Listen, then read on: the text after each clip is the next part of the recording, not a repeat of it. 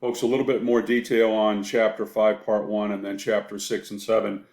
In order to answer this question from Chapter 5, Part 1, I'll reference you to page 181, 182 in the textbook that talks about how you come up with this joint probability table so that you understand what the marginal probabilities are for this scenario. So the first thing you need, as you see at the bottom of page 181, let's see, figure 5.3, is we first need to come up with the count. So what I mean by the counts is how many males and females are from Canada, US, so on and so forth. Let me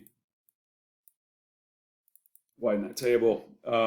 And so in Excel, it's very simple. All we want to do is we want to sum all the columns and sum both of the rows. So very simply, in Excel, that's just equals sum, and then you can open parenthesis and include the two cells that you want to sum. So then you just need to do that across. You can do that very simply by just dragging the formula.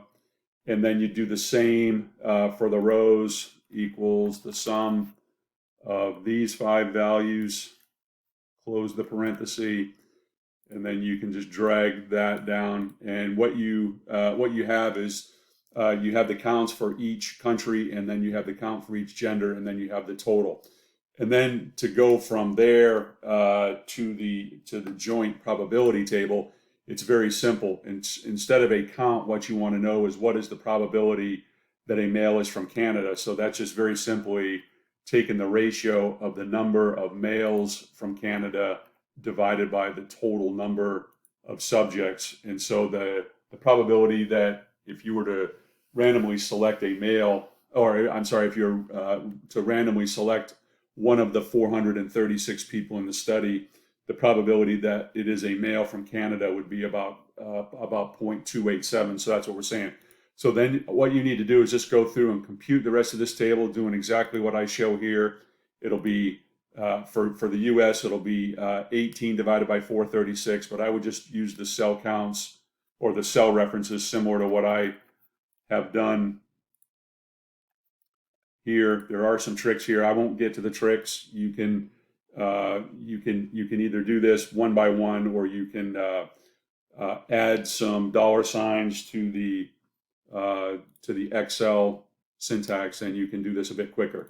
And then the final piece of this is just using the table, using the joint probability table, the marginal probability here that you would really be looking for. What is the probability that a female student is from outside Canada or US? And then just go back into this table, decide which cells tell you that a female student is from outside Canada or the United States, and just add them up, and you'll have the answer that you're looking for. For part 6, confidence intervals, let's see, let me just start by saying I'm going to reference you to page 233, equation, figure 6.3 for the discussion. But let me just start by saying that a confidence interval, just the general construct of a confidence interval, is a point estimate plus or minus the margin of error. So as you've gone through the reading in chapter 6, if that's not evident, that is what your ultimate goal here is, to develop these confidence intervals for, it looks like, for attendance out in the Bay Area at Major League Baseball parks. And so if you simply keep this in mind, and then there are obviously various types of confidence intervals based on the type of data that you have. What you should notice here is that you have, this is a confidence interval for a mean. So since we're going to look at the average attendance over, I think, about a 10-year and 11-year span here. So this is a confidence interval for a mean. So the construct of point estimate plus or minus or margin of error is figure 6.3 on page 233. So those are the pieces that we need to come up with here. So as I think I said in the previous video, you've got to decide effectively whether this is a t distribution for the critical value, or is this a z distribution. So a little more advice in that regard. This is obviously going to be a t distribution based on the fact that you have two very small samples. So the first thing I'm going to do for this first set of data from 58 to 67 is I need to know the average attendance over those, whatever it is, 10 or 11 years. So very simply, you can just average these values, 10 or 11 values, and that's just taking or using the Excel syntax equals the average of cells B19 through B28. That will give you the average attendance over those 10 years. Then if you look further in the confidence interval that's shown in section or equation, its structure 6.3, we'll come back to the T critical value. But if you look to the right of that, so the T critical times the standard error of the mean, you need the sample standard deviation, which is computed right here in cell F21 using the STD. Let me just recompute this and make sure we got the sample standard deviation. Standard dev dot S is sample standard deviation, and then I'll just take it for those 10 values. Yeah, we had it for the sample, so we're good. We need to know the sample size, so we have 10 years of data, so n is equal to 10. And then as I said in the other video, you need to decide whether this is a t distribution or a z distribution. So obviously I've answered that for you here. This is t distribution. So there's two different ways to find this t critical value. You can go to the back of the book and use the t distribution table, or you can use this t.inv or t inverse Excel function. That's probably the beauty of this. Since this is a 95% confidence interval, the two inputs you need to tell Excel is what portion of the distribution is in each table. So if you look, let me see if there's a quick graph of that here in the book, what that looks like. Hold on, folks. Let me just see if I can reference you to, if there's a good picture here right away.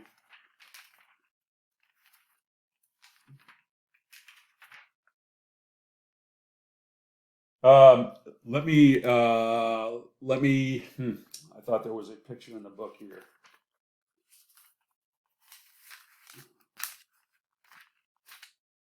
Let me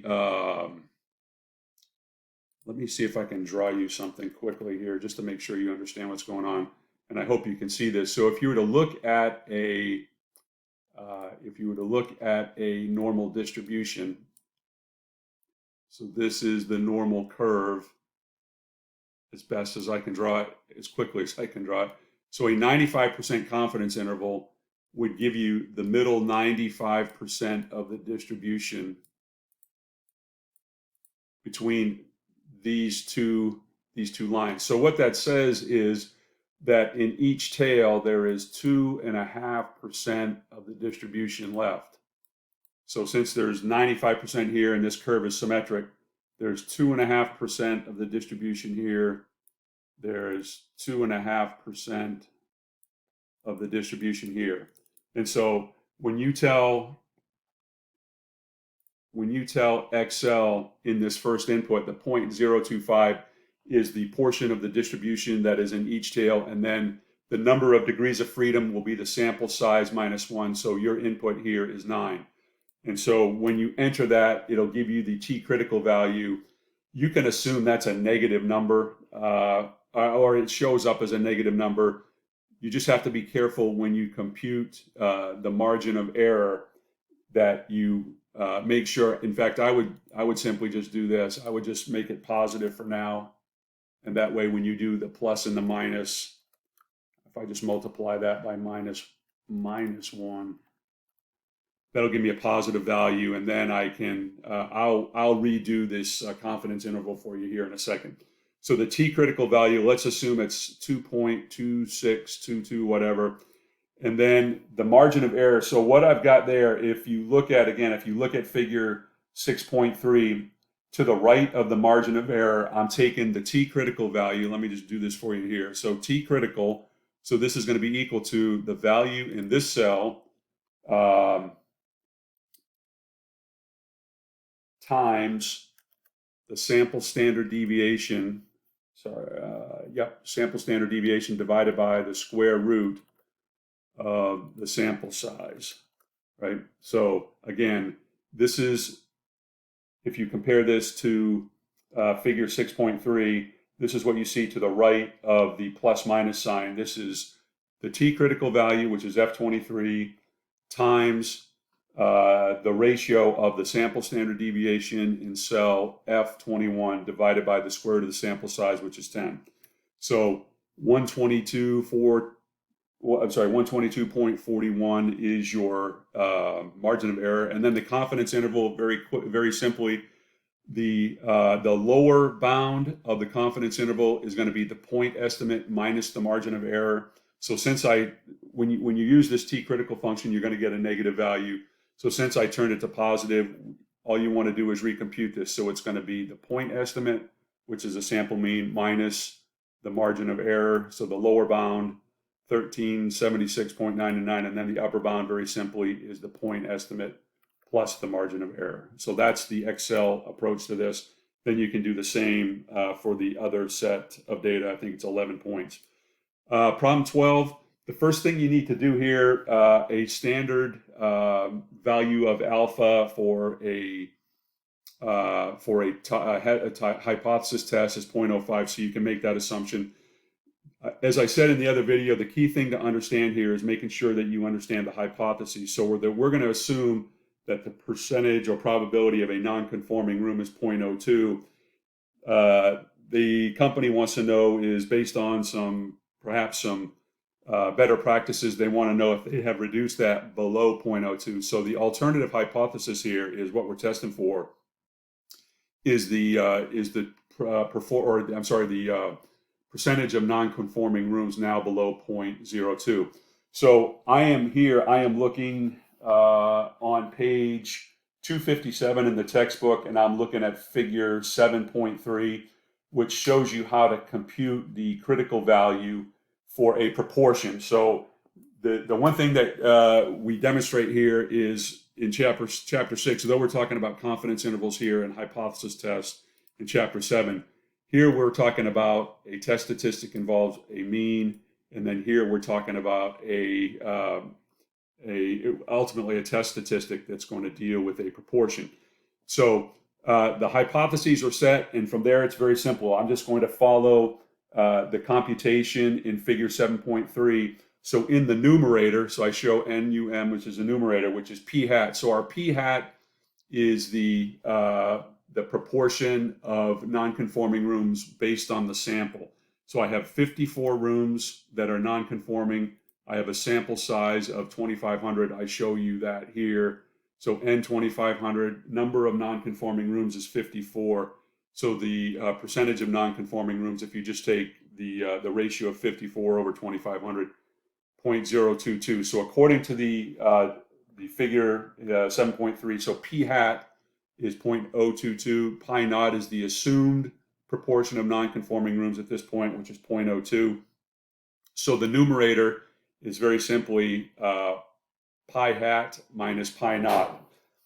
Then I have to compute what's in the denominator. So that's very simple. I'm just following that. So that is the square root of pi naught, which is J14 times 1 minus pi naught, again, J14, divided by the sample size, which is, again, in cell L9. So the key thing about this, folks, is instead of trying to punch in a bunch of values, just use the cell references, and that makes this very simple. And then at that point, I can compute the test statistic. So the entire, by looking at the equation in figure 7.3, so Z is the test statistic. So your test statistic here is 0.714. And then at that point, you can go ahead and you can render your judgment of whether or not the proportion of non-conforming rooms has fallen below or is less than 0.02. And simply based on the fact that this value is greater than 0.5, meaning that it is to the right of 0 on a standard normal distribution, I think the conclusion should be straightforward that you would fail to reject the null hypothesis. So I hope this helps. Thanks.